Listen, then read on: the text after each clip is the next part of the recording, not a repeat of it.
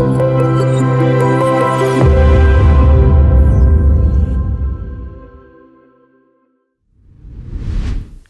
hey, welcome to Harvest Online. Hope you guys are doing great today. If you would, go to harvest247.org and check out our website. Also, go to harvest.247 on Facebook and on Instagram. We'd love for you to like our page. And also, if you're watching on YouTube, please like our page here on YouTube as well. If you're watching at Harvest Home, so glad you're a part of Harvest Home, and certainly hope that you are just feeling encouraged and challenged and all those types of things. And of course, you guys online as well. This week at Harvest in our service, a man by the name of Dale McCauley spoke. He works with the Timothy Initiative, and he talked about making disciple makers, launching micro churches and things like that. And I just got to say, it's part of my heart. It's part of my makeup. In one of my videos, I wore a Churches Planting Churches t-shirt.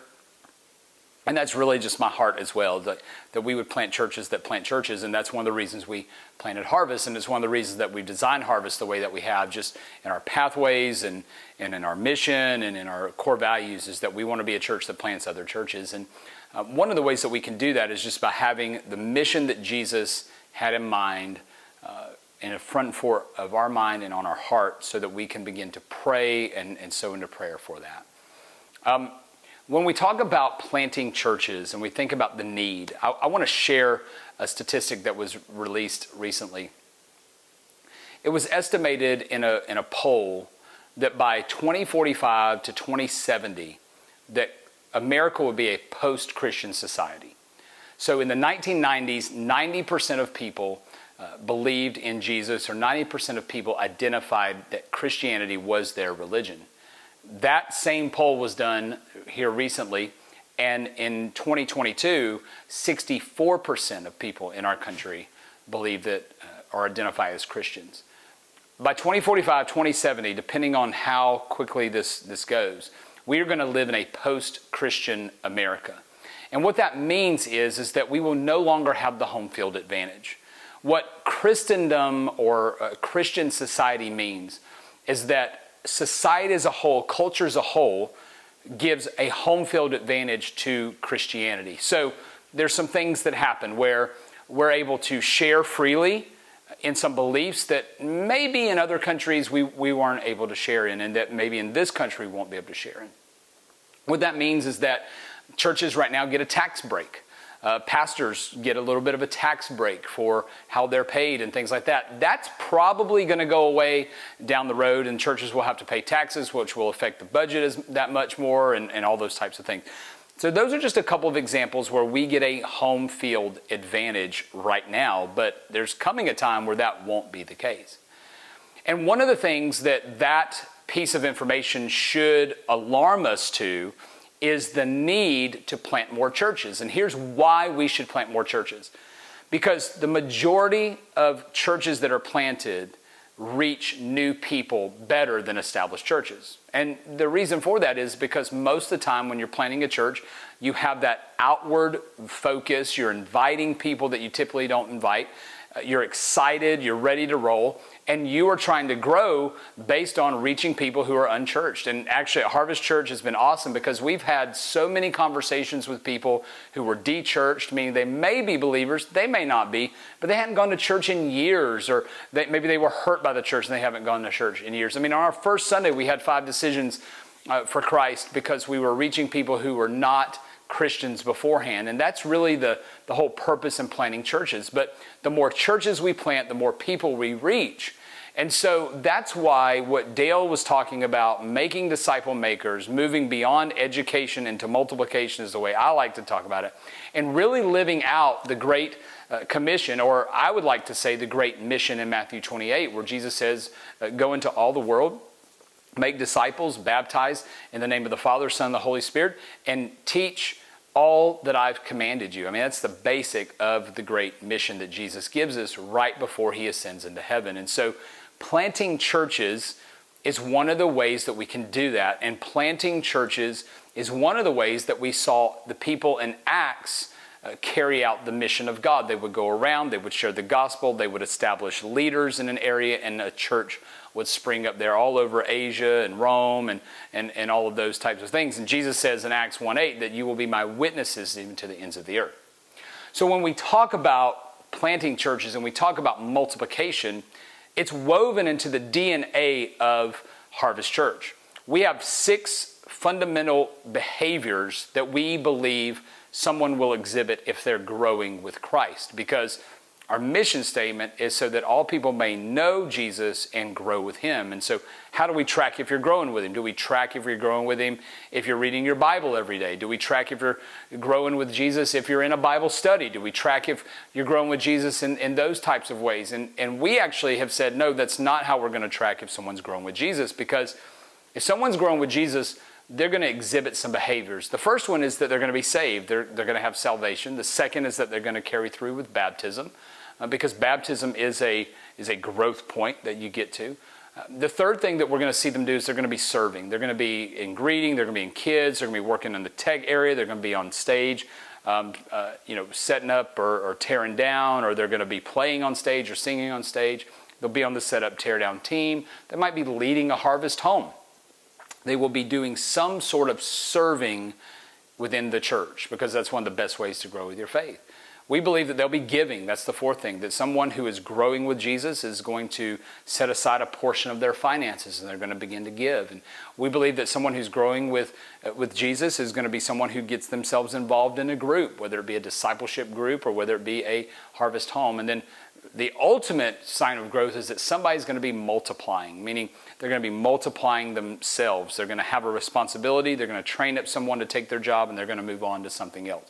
Or as a harvest home leader, they're going to multiply harvest home leaders, and we're going to launch new groups. And so when we talk about growth, this idea of multiplication is woven into our heart. It's woven into our DNA, because we're here, as one of our core values says, to create an army, not an audience. And so when we think through that and think about what Dale shared, I just want to kind of reiterate that here online and for you and your harvest homes. And I wanted to talk a little bit about what we talk about in micro churches and making disciple makers. When World War II was happening, and London was the largest city in the world at the time, and over 57% of it had been bombed by the Nazi Germany Air Force, Winston Churchill had a decision to make. His decision was this: I can recreate the same bombers that Nazi Germany had, but it was laborious, it cost a lot of money, it took a lot of time, or I could rethink my strategy. And the fighter jet came about when Winston Churchill said, if we create fighter jets, if we create smaller, quicker, mass-produced fighter jets, we can actually assemble a greater air force and ultimately overtake the Nazi Germany's Air Force. And that's exactly what happened. He began to create fighter jets. They were used, they were mass-produced. They were mass-produced, and he was able to assemble a larger air force, which eventually defeated Nazi Germany. Well, we find ourselves in the same situation in the church today. It cost a lot of money to establish a new church plant. The population growth is outpacing new churches that we can plant. And by 2025, it's estimated that we're going to be closing 7,000 churches a year and only planting about 4,500 churches a year, despite the push in major denominations to plant churches.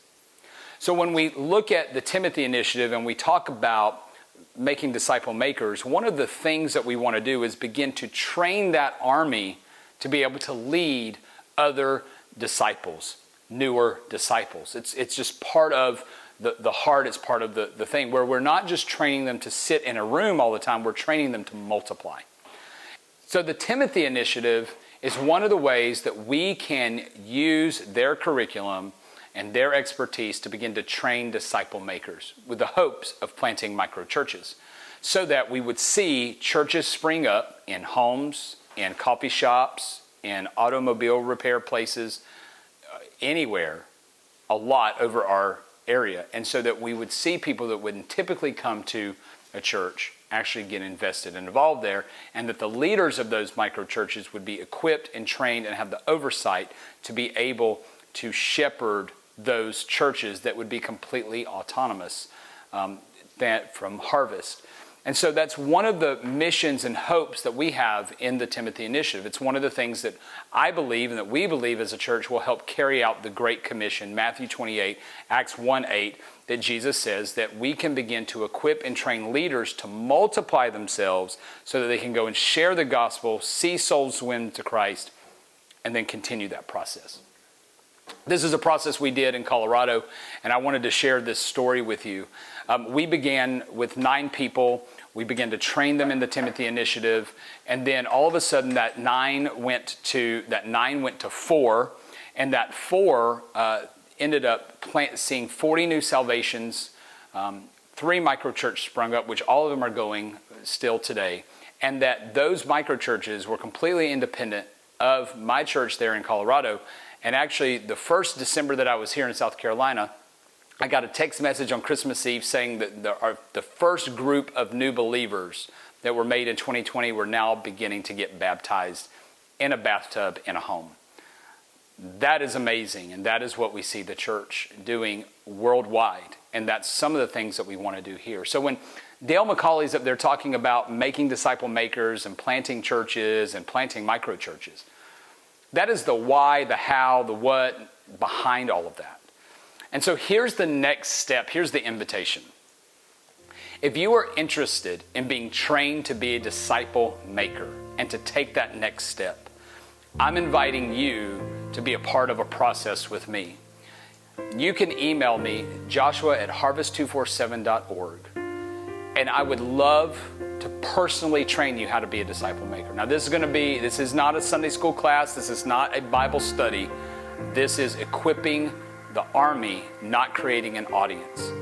And so what I'm going to invite you to do is be a part of that journey with me. And if you don't want to be a part of that journey, and that doesn't sound like something for you, I'm going to invite for you to begin to pray to God that He would begin to bring those leaders and begin to bring those workers, and that He would give us favor in the land to see more and more people come to know Jesus, discipleship groups planted, and micro churches planted as well.